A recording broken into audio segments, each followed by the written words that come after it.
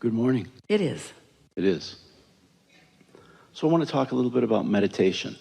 So if we can be, do, or have everything that we want to get ahead of it, how can I use that to help breathe away resistance or eliminate the things that are maybe holding me back? Because when you meditate, you quiet your mind, and when you quiet your mind, you stop thought, and when you stop thought, you stop resistant thought, and when you stop resistant thought, you have access to what's in your vortex. So how can I carry that on through the day and not just for that 15 minutes? Well, maybe you can't, but you don't worry about that, because that is resistant thought. Next. Just catch a snatch of it here and a snatch of it there and a snatch of it there. Just do your best. Just tilt the scale just a little bit, and it won't take long, because you see, right now to you, it just sounds like someone excited about something who seems like they know what they're talking about. But when you take the time to meditate or to make lists of positive aspects, and you are certain, or you feel pretty good that you are resistant free, and then an idea bubbles up or roars up from your vortex, and you follow through with it, and you receive the immediate reward of feeling great. That's the first thing that will happen.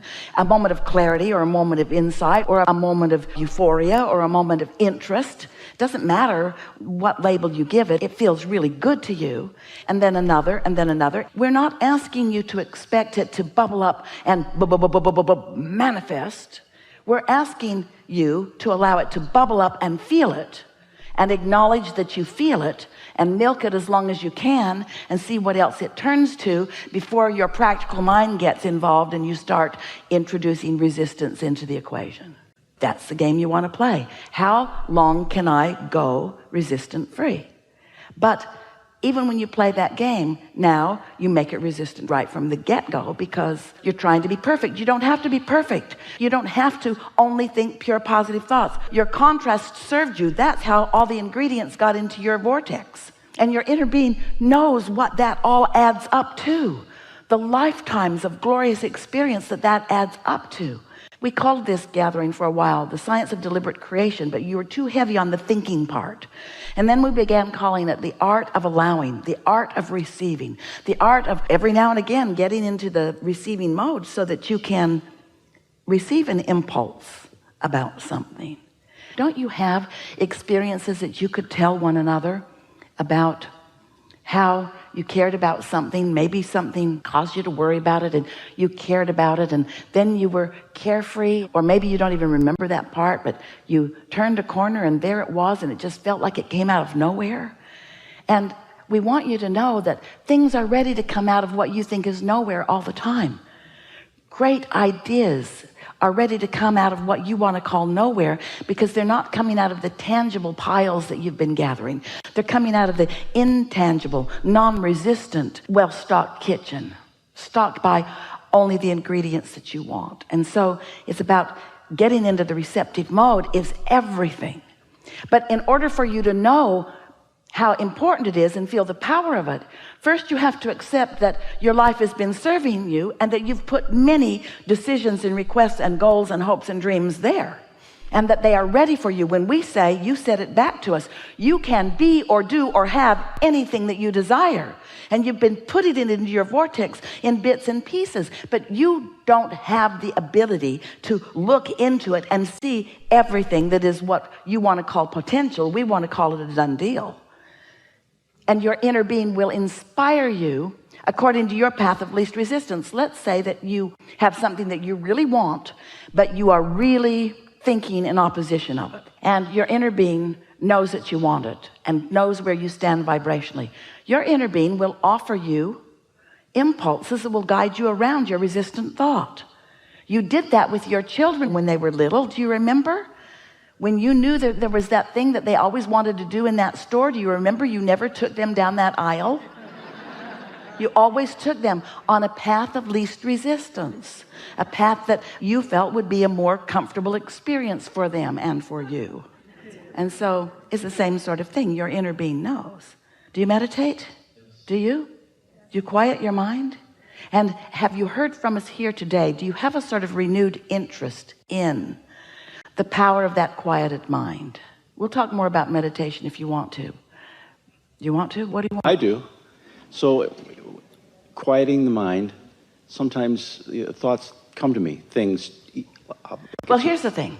Let's say that you woke up and you were thinking about something. It could be positive or negative. Let's just say you were thinking about it. Now let's say that it's not all that positive.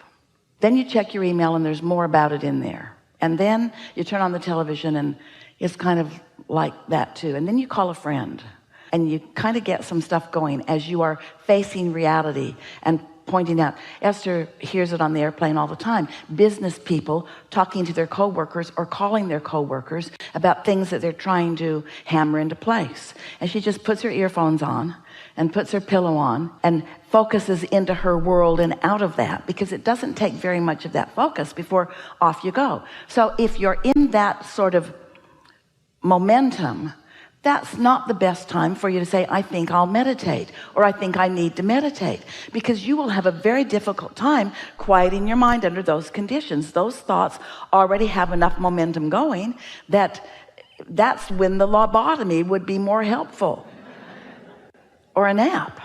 We would meditate when there's the least amount of momentum going.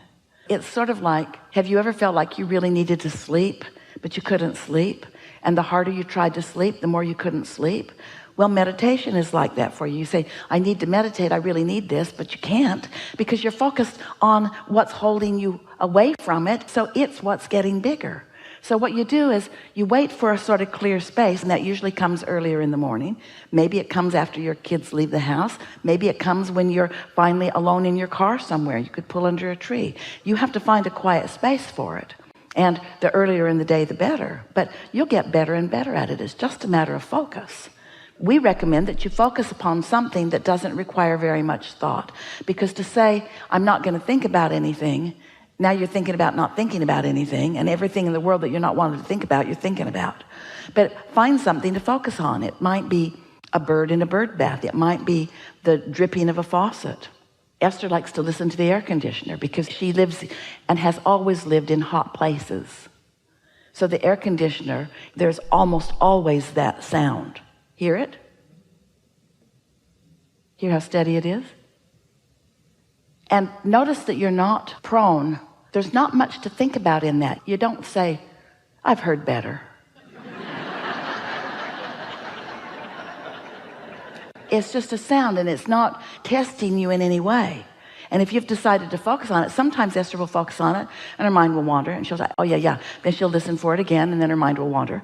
But after a minute or two or three, she's isolated that. She's focused upon that. And then it's not long after that before she's got that feeling of detachment. And do you know, you could meditate for 15 or 20 minutes. That's as long as we would encourage for any one setting, once a day. You could meditate for 15 or 20 minutes, and you might only catch that feeling of detachment the last minute or two or three. That's enough. That's enough. Just quiet your mind and allow yourself access to what your inner being knows. What my inner being knows about what? What your inner being knows about all the things you want and what you are most likely to receive a thought about now.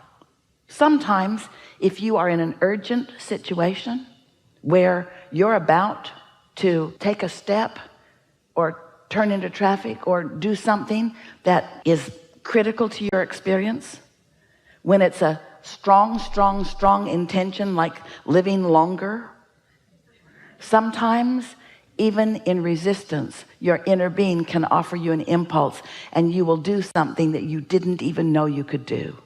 Have you had those experiences? I handled my car better than I've ever handled it. I just can't even believe what happened. But it's so much easier to prepare yourself to be in the receptive mode. It's so much more fun. You have so much more control. So did we answer your question about meditation? Just one other question. Does Esther receive lists? That's the way I'd say it. But during meditation, do things come to her to do this? Get an impulse to do that, or write this down, or if you're there, you're not really detached. Esther knows how to get into that receptive mode, like right here and now. She's in the receptive mode. So she's quieted her mind She's allowed her vibration to rise to the frequency of us. So she's vibrationally compatible with us. And every intent we have, she's translating. And so you might say that. We don't offer her lists of things to do. She's the list maker. We're usually wanting to inspire her not to feel the trauma of the list. The list overwhelms. The list is all about action. The list is about puny, paltry, mediocre creation. That's not what we teach. You're not ever going to get a list from us. What you will get from us is a feeling of invincibility. What you'll get from us is an idea that just feels good. What you'll get from us is a feeling of empowerment. But you see, until you actually get detached a few times through meditation, or however you do it, appreciation does it too, and then actually feel an impulse occur to you. And the thing is, you want them to be writing on the wall, burning bushes, change the world kind of impulses. Go here, dial 4876922, and whoever answers, get their address and go right over there and look in their left-hand pocket and pull out their lottery ticket and run away with it because it's a winner. That isn't the kind of impulses that you're getting. But once you receive this impulse and you recognize the freshness of it, and most important, you recognize, until you feel, oh, we want this so much for you, until you feel the power of non-resistant moment, even if it only lasts 10 seconds, then these are just so many words.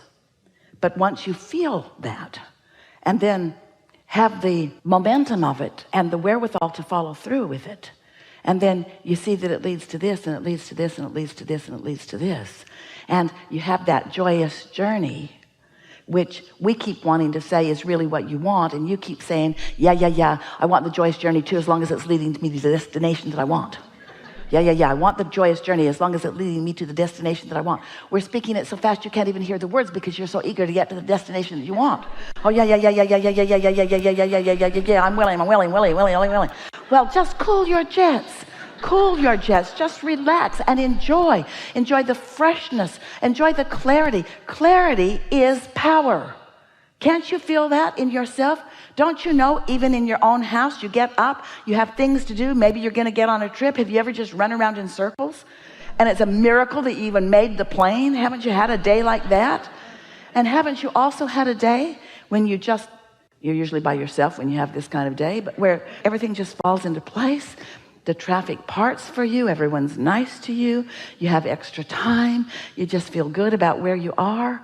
We want your lives to be calm and clear. We want them to be sure and full of all of these good feelings. And this is what this powerful receiving is about. Letting yourself receive, letting yourself be the vibrational equivalent of your inner being, where all of your power is. And now we're just going to tell you something. We love you so much. You hardly meet a human who is 10% of that. Hardly ever. And when you do, you are amazed. So we're not asking for a perfect record.